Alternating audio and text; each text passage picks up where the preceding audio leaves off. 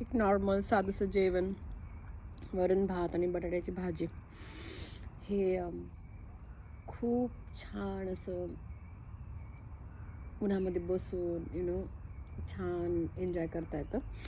आणि आयर्लंडमध्ये वेदर नेहमी थंड असल्यामुळे आम्ही नेहमी जास्त प्रोटीनयुक्त आहार घ्यावा लागतो. पण आता आज जरा जास्त छान मस्तपैकी ऊन पडले बाहेर आणि माझा असा विचार होता की आज काहीतरी छान असं डायजेशनसाठी चांगलं असलेलं साधं आपलं फूड काहीतरी बनवावं. म्हणून मी आज वरण भात आणि बटाट्याची भाजी बनवली होती आणि मस्तपैकी असं उन्हामध्ये छान बसून बाहेर बसून जेवण करायला मला फार आवडतं. शक्यतो आमच्या गार्डनमध्ये जेव्हा समर सुरू होतो आयर्लंडमध्ये, तेव्हा मोस्ट प्रोबॅबली आम्ही गार्डनमध्ये बसून मस्तपैकी आमचं जेवण, लंच वगैरे काय असतं ते एन्जॉय करत असतो. आणि कसं विचार आला, जेव्हा आम्ही इंडियामध्ये होतो तेव्हा ह्या अशा गोष्टी करण्याची म्हणजे असं बाहेर वगैरे बसून जेवण्याची वगैरे कधी संधी आलीच नाही.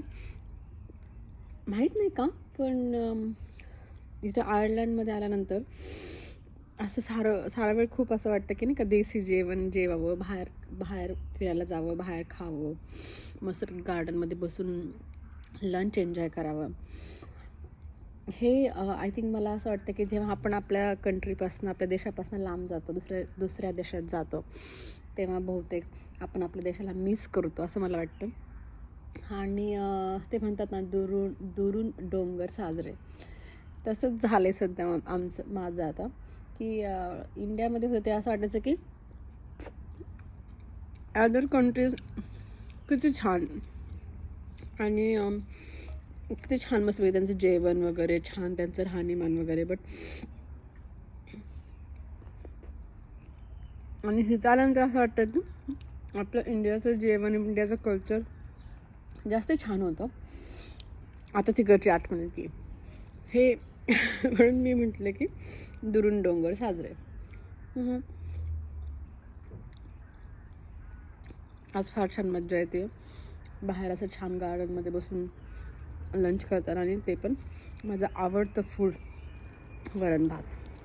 लहानपणापासून दर रविवारी मला आठवते आई वरण भात बनवायची आणि माझा भाऊ आणि मी मस्तपैकी आम्ही आमचा तो टाईम असायचा दुपारचा, संगती बसायचो आम्ही